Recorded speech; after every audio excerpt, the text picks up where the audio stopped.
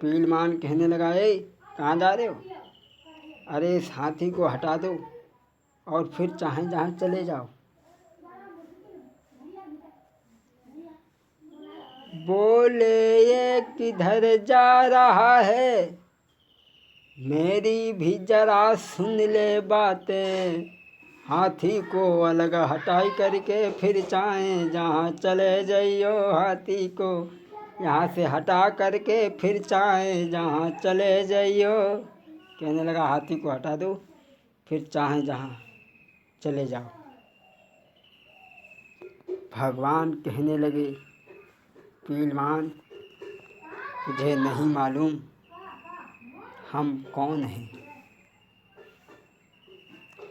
हम झुके और इस कदर झुके जैसे भेड़ी झुकी जाती है। हम झुके और इस कदर झुके जैसे भेड़ी झुकी जाती है। हम उभरे तो ऐसे उभरे जैसे ज्वाला उभर आती है। कहीं दे तेरे हाथ की सूंड पकड़ी, तेरी हाथ की गेंद बनाई डारे। कहीं दे एक ही धड़ाके में ब्रह्मांड को अब हिलाई डारे। भगवान कहने लगे, धोबी भगवान कहने लगे, पीलमान छोड़ दे अपने हाथी को। हाथी छोड़ दिया और हाथी इस समय छोड़ा है और हाथी बाजो है रे चिंगारी और प्रभु आगे को है रे अब धाये। अरे एक तरफ ते हाथी छोड़ो, दूजे ओर बढ़े भगवान। अरे सूंड पकड़ के हाथी दे मारो, तुरंत ही करिगो स्वर्ग किनारो। हाथी को भगवान ने उठा करके पटक दिया। हाथी का प्राणांत हो गया। भगवान आगे बढ़े। कंस जहाँ बैठा है वहाँ भगवान पहुँच गए। कंस ने देखा दोनों आ रहे हैं। शंख और चारूढ़ मुस्तक को आज्ञा दे दी कि जाओ इन्हें मारो।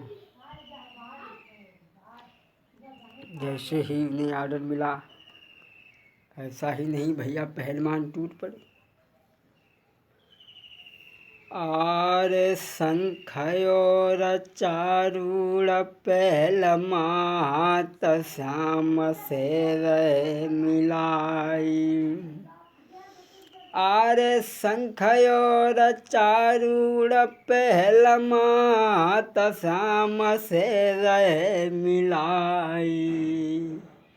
और जगत खिलाड़ी खिलबाड़न को रहे खेल खेल खिलाई।